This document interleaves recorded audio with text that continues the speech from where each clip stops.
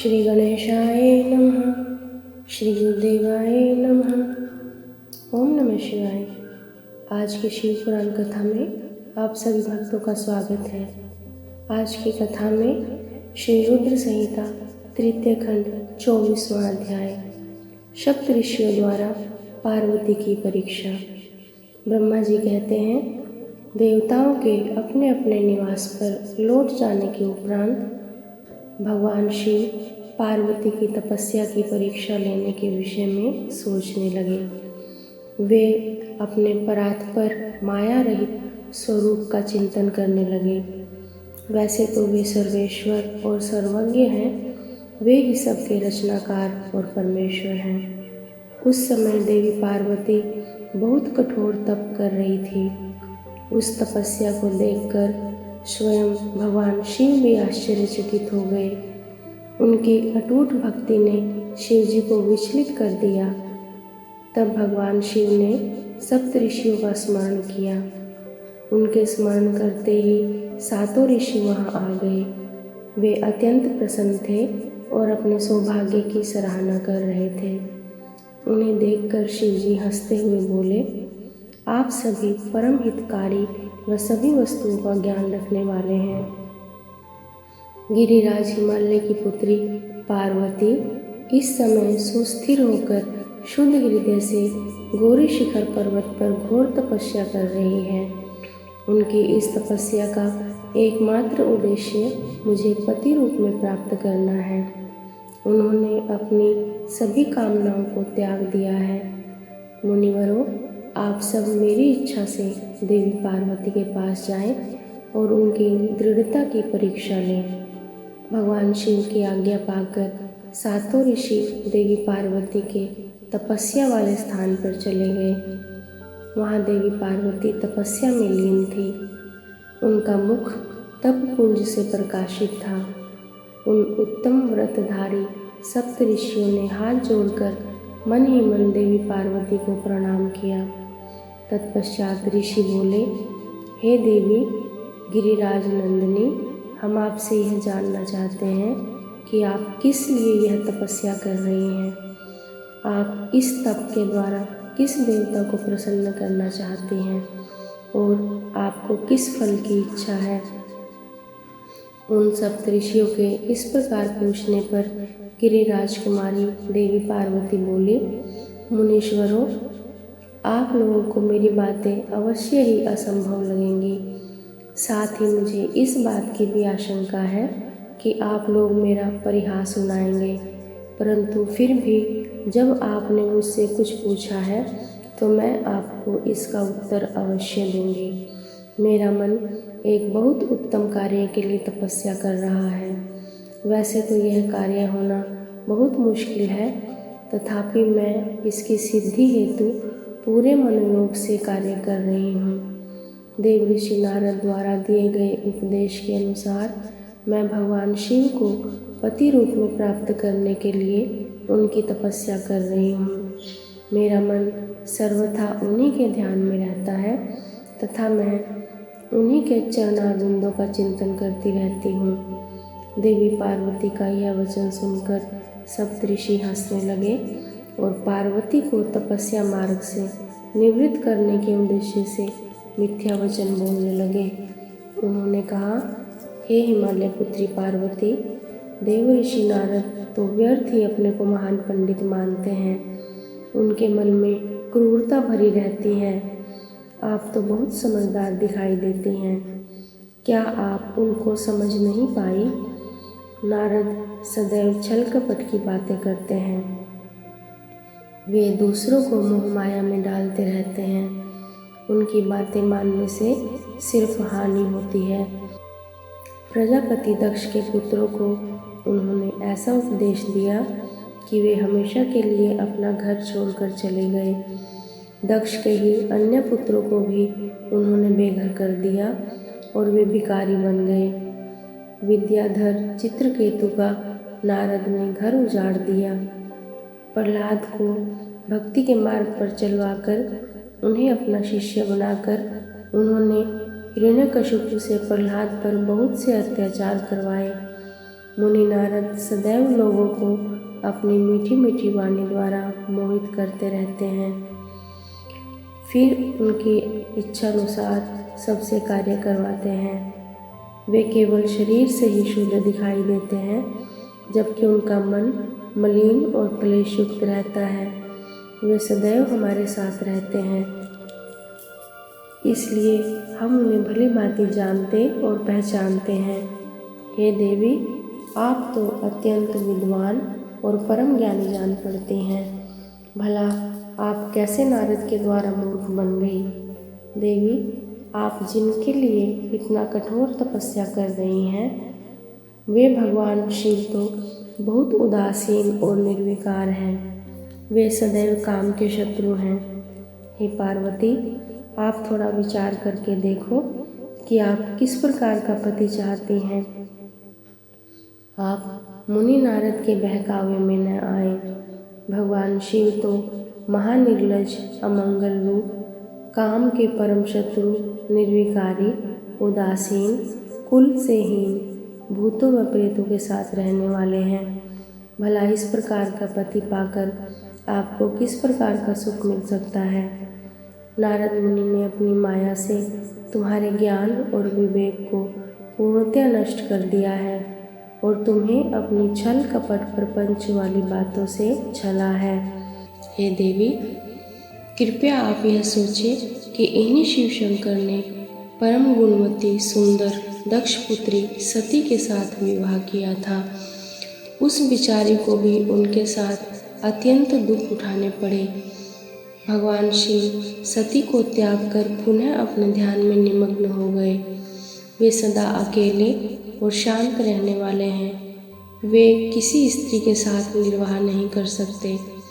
तभी तो देवी सती ने इसी दुख के कारण अपने पिता के घर जाकर अपने शरीर को योग अग्नि में जलाकर भस्म कर दिया था। हे देवी, इन सब बातों को यदि आप शांत मन से ध्यान लगाकर सोचें तो पूर्णतया सही पाएंगी। इसलिए हम आपसे यह प्रार्थना करते हैं कि आप यह घोर तपस्या कर शिवजी को प्रसन्न करने का हठ छोड़ दें और वापस अपने पिता हिमालय के घर चली जाएं। जहाँ तक आपके विवाह का प्रश्न है, हम आपका विवाह योग्य वर से अवश्य करा देंगे। इस समय आपके लिए त्रिलोकी में सबसे योग्य पुरुष वैकुंठ के स्वामी लक्ष्मीपति श्री हरि विष्णु हैं। वे तुम्हारे अनुरूप ही सुंदर एवं मंगलकारी हैं। उन्हें पति रूप में प्राप्त करके आप सुखी हो जाएंगी। अतः देवी, आप भगवान शिव को पति रूप में प्राप्त करने के इस हठ को त्याग दें। सप्तऋषियों की ऐसी बात सुनकर साक्षात जगदम्बा का अवतार देवी पार्वती हंसने लगी और उन परम ज्ञानी सप्तऋषियों से बोली, हे मुनीश्वरों, आप अपनी समझ के अनुसार सही कह रहे हैं, परंतु मैं अपने दृढ़ विश्वास को त्याग नहीं सकती। मैं गिरिराज हिमालय की पुत्री हूँ। पर्वत पुत्री होने के कारण मैं स्वाभाविक रूप से कठोर हूँ। मैं तपस्या से घबरा नहीं सकती। इसलिए हे मुनिगणों, आप मुझे रोकने की चेष्टा न करें। मैं जानती हूँ कि देव ऋषि नारद ने जो उपदेश मुझे दिया है और शिवजी की प्राप्ति का साधन जो मुझे बताया है, वह असत्य नहीं है। मैं उसका अवश्य पालन करूँगी। यह तो सर्वविदित है कि गुरुजनों का वचन सदैव हित के लिए ही होता है। इसलिए मैं अपने गुरु नारद जी के वचनों का सर्वथा पालन करूँगी। इससे ही मुझे दुखों से छुटकारा मिलेगा और सुख की प्राप्ति होगी। जो गुरु के वचनों को मिथ्या जानकर उन पर नहीं चलते, उन्हें इस लोक और परलोक में दुख ही मिलता है। इसलिए गुरु के वचनों को पत्थर की लकीर मानकर उनका पालन करना चाहिए। अतः मेरा घर बसे या ना बसे, मैं तपस्या का यह पथ नहीं छोड़ूंगी। हे मुनीश्वरों, आपका कथन भी सही है। भगवान विष्णु सद्गुणों से युक्त हैं तथा नित्य नई लीलाएं रचते हैं, परंतु भगवान शिव साक्षात परब्रह्म हैं। वे परम आनंदमय हैं। माया मोह में फंसे लोगों को ही प्रपंचों की आवश्यकता होती है। ईश्वर को इन सब की न तो कोई आवश्यकता होती है और न ही रुचि। भगवान शिव सिर्फ शक्ति से ही प्रसन्न होते हैं। वे धर्म या जाति विशेष पर कृपा नहीं करते। ऋषियों, यदि भगवान शिव मुझे पत्नी रूप में नहीं स्वीकारेंगे तो मैं आजीवन कुंवारी ही रहूँगी और किसी अन्य का वर्ण कदापि नहीं करूँगी। यदि सूर्य पूर्व की जगह पश्चिम से निकलने लगे, पर्वत अपना स्थान छोड़ दे और अग्नि शीतलता अपना ले, चट्टानों पर फूल खिलने लगे, तो भी मैं अपना हठ नहीं छोड़ूंगी। ऐसा कहकर देवी पार्वती ने सप्त ऋषियों को दोनों हाथ जोड़कर प्रणाम किया तथा भक्ति भाव से शिव चरणों का स्मरण करते हुए पुनः तपस्या में लीन हो गई। तब पार्वती के श्रीमुख से उनका दृढ़ निश्चय सुनकर सप्त ऋषि बहुत प्रसन्न हुए और उनकी जय जयकार करने लगे। उन्होंने पार्वती को तपस्या में सफल होकर भगवान शिव से मनोवांछित वरदान प्राप्त करने का आशीर्वाद दिया। तत्पश्चात देवी पार्वती की तपस्या की परीक्षा लेने गए सप्तऋषि उन्हें प्रणाम करके प्रसन्न मुद्रा में भगवान शिव को वहाँ हुई सभी बातों का ज्ञान कराने के लिए शीघ्र उनके धाम की ओर चल दिए। तब भगवान शिव शंकर के पास पहुंचकर सप्त ऋषियों ने उनके समीप जाकर दोनों हाथ जोड़कर उन्हें प्रणाम किया और उनकी स्तुति की। तत्पश्चात सप्तऋषियों ने महादेव जी को सारा वृतांत सुनाया। फिर प्रभु शिव की आज्ञा पाकर सप्तऋषि स्वर्गलोक को चले गए। 25वां अध्याय। शिव जी द्वारा पार्वती जी की तपस्या की परीक्षा करना। ब्रह्मा जी बोले, हे मुनिश्रेष्ठ नारद, सप्त ऋषियों ने पार्वती जी के आश्रम से आकर त्रिलोकीनाथ भगवान शिव को वहाँ का सारा वृतांत सुनाया। सप्त ऋषियों के अपने लोक चले जाने के पश्चात शिव जी ने देवी पार्वती की तपस्या की स्वयं परीक्षा लेने के बारे में सोचा। परीक्षा लेने के लिए महादेव जी ने एक तपस्वी का रूप धारण किया और उस स्थान की ओर चल दिए जहाँ पार्वती तपस्यारत थी। आश्रम में पहुंचकर उन्होंने देखा देवी पार्वती वेदी पर बैठी हुई थी और उनका मुखमंडल चंद्रमा की कला के समान तेजोदीप्त था। भगवान शिव ब्राह्मण देवता का रूप धारण करके उनके सम्मुख पहुँचे। ब्राह्मण देवता को आया देखकर पार्वती ने भक्तिपूर्वक उनका फल फूलों से पूजन सत्कार किया। पूजन के बाद देवी पार्वती ने ब्राह्मण देवता से पूछा, हे ब्राह्मण देव, आप कौन हैं और कहाँ से पधारे हैं? मुनीश्वर, आपके परम तेज से यह पूरा वन प्रकाशित हो रहा है। कृपया कर मुझे अपने यहाँ आने का कारण बताइए। तब ब्राह्मण रूप धारण किए हुए महादेव जी बोले, मैं इच्छा अनुसार विचरने वाला ब्राह्मण हूँ। मेरा मन प्रभु के चरणों का ही ध्यान करता है। मेरी बुद्धि सदैव उन्हीं का स्मरण करती है। मैं दूसरों को सुखी करके खुश होता हूँ। देवी, मैं एक तपस्वी हूँ, पर आप कौन हैं? आप किसकी पुत्री हैं और इस समय निर्जन वन में क्या कर रही हैं? हे देवी, आप इस दुर्लभ और कठिन तपस्या से किसे प्रसन्न करना चाहती हैं? तपस्या या तो ऋषि मुनि करते हैं या फिर भगवान के चरणों में ध्यान लगाना वृद्धों का काम है।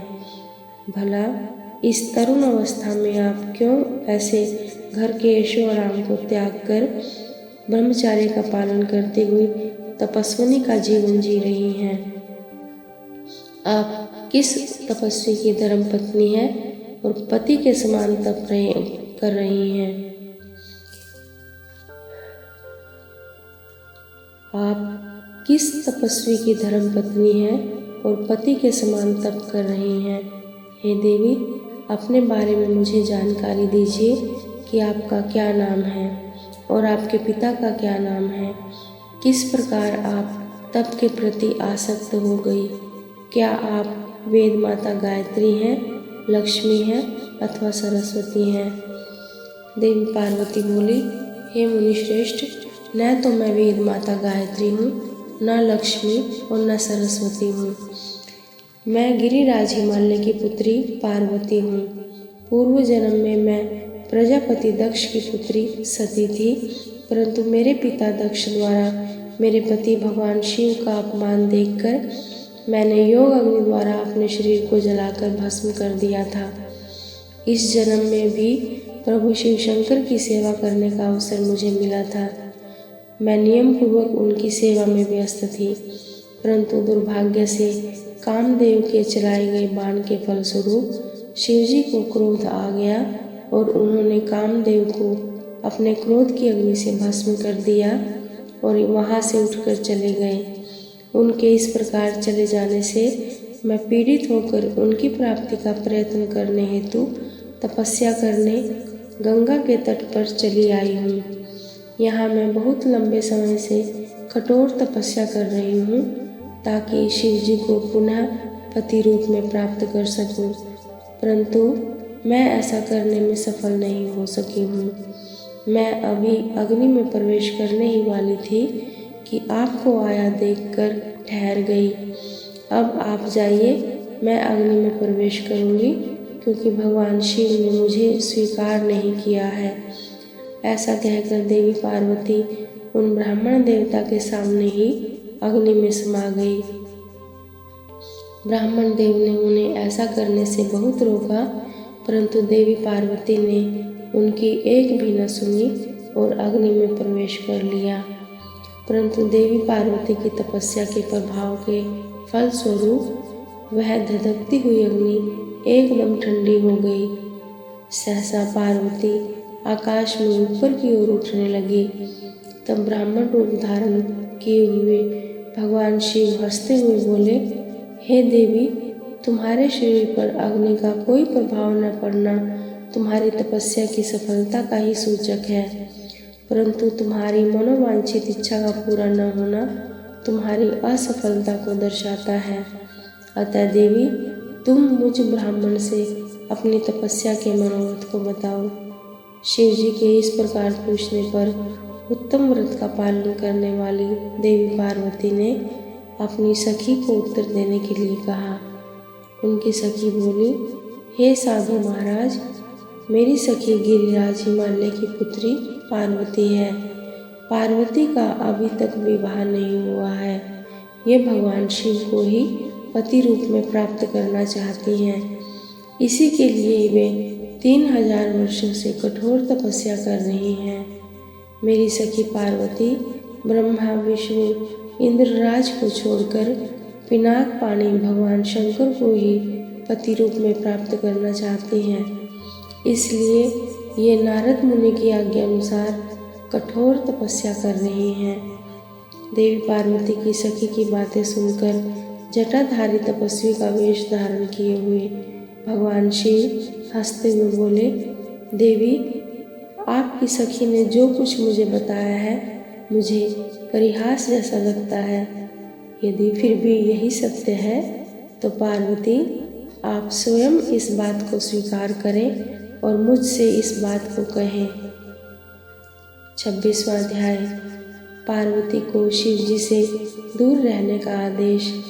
पार्वती बोली, हे जटाधारी मुनि, मेरी सखी ने जो कुछ भी आपको बताया है वह बिल्कुल सत्य है। मैंने मन, वाणी और क्रिया से भगवान शिव को ही पति रूप में वर्ण किया है। मैं जानती हूँ कि महादेव जी को पति रूप में प्राप्त करना बहुत ही दुर्लभ कार्य है। फिर भी मेरे हृदय में और मेरे ध्यान में सदैव वे ही निवास करते हैं। अतः उन्हीं की प्राप्ति के लिए ही मैंने इस तपस्या के कठिन मार्ग को चुना।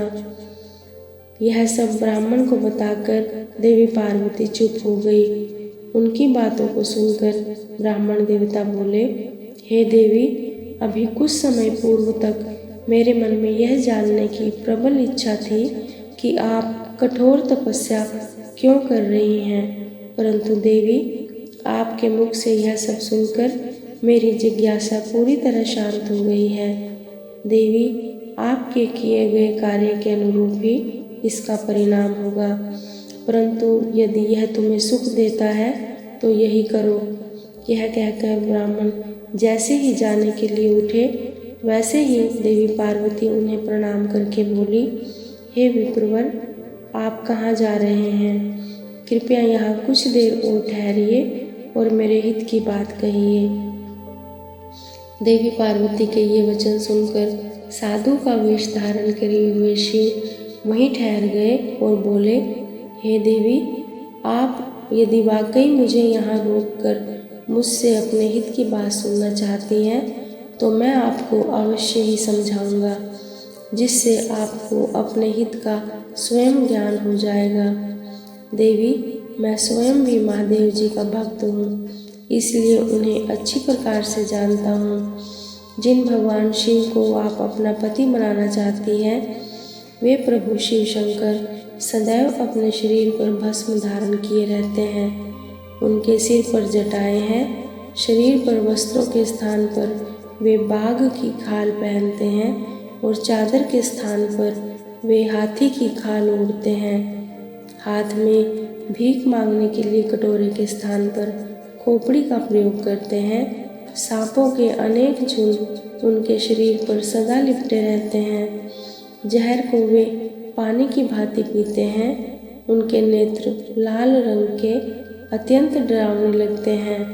उनका जन्म कब, कहाँ और किससे हुआ, यह आज तक भी कोई नहीं जानता।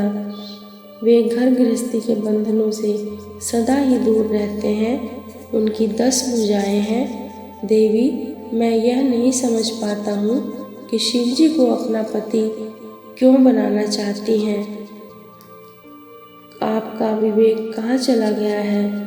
प्रजापति दक्ष ने अपनी पुत्री को सिर्फ इसलिए ही अपने यज्ञ में नहीं बुलाया क्योंकि वे कपालधारी भिक्षु की भार्या हैं। उन्होंने अपने यज्ञ में शिव के अतिरिक्त सभी देवताओं को भाग दिया। इसी अपमान से क्रोधित होकर सती ने अपने प्राणों को त्याग दिया था। देवी, आप अत्यंत सुंदर एवं स्त्रियों में रत्न स्वरूप हैं। आपके पिता गिरिराज हिमालय समस्त पर्वतों के राजा हैं। फिर क्यों आप इस उग्र तपस्या द्वारा भगवान शिव को पति रूप में पाने का प्रयास कर रही हैं?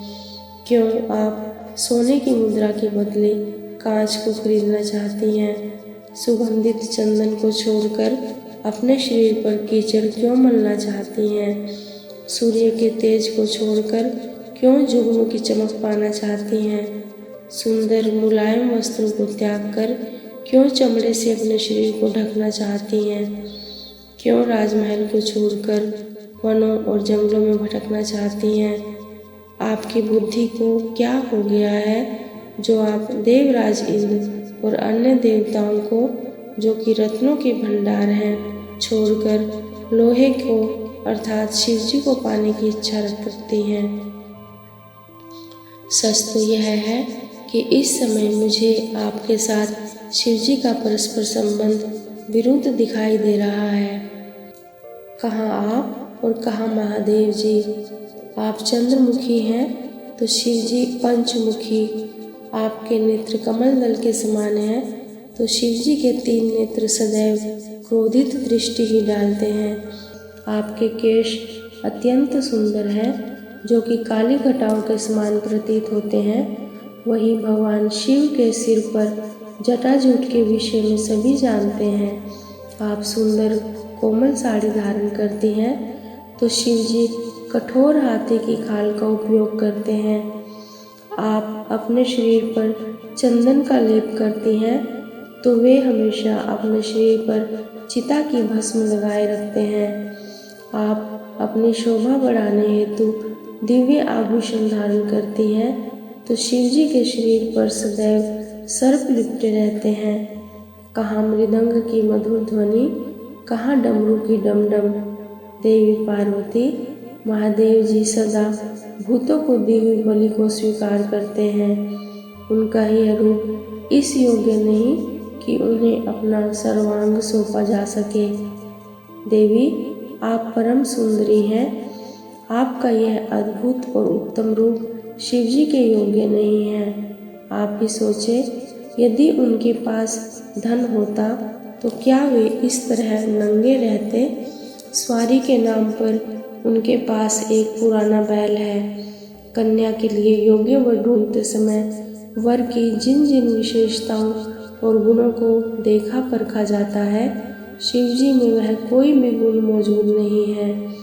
और तो और आपके प्रिय कामदेव जी को भी उन्होंने अपनी क्रोध अग्नि में भस्म कर दिया था। साथ ही उस समय आपको छोड़कर चले जाना आपका अनादर करना ही था। हे देवी, उनके जात पात, ज्ञान और विज्ञान के बारे में सभी अनजान हैं। पिशाच ही उनके सहायक हैं। उनके गले में विष दिखाई देता है। वे सदैव सबसे अलग थलग रहते हैं। इसलिए आपको भगवान शिव के साथ अपने मन को कदापि नहीं जोड़ना चाहिए। आपके और उनके रूप और गुण अलग अलग हैं, जो कि परस्पर एक दूसरे के विरोधी जान पड़ते हैं। इस कारण मुझे आपका और महादेव जी का संबंध रुचिकर नहीं लगता है। फिर भी जो आपकी इच्छा हो वैसा ही करो।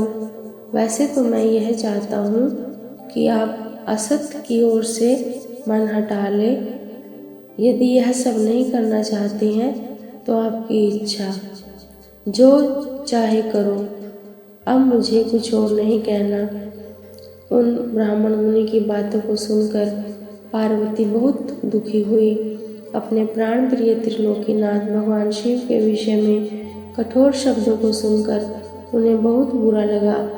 वे मन ही मन क्रोधित हो गई, लेकिन मन ही मन यह भी सोच रही थी कि शिव के सौंदर्य को स्थूल दृष्टि से देखने परखने का प्रयास करने वाले कैसे जान सकते हैं। सांसारिक मनुष्य मंगल अमंगल को अपने सुख के साथ जोड़कर देखता है, वह सत्य को कहाँ देख पाता है। इस तरह विवेक द्वारा अपने मन को समझा बुझाकर अपने को संयत करते हुए देवी पार्वती कहने लगी,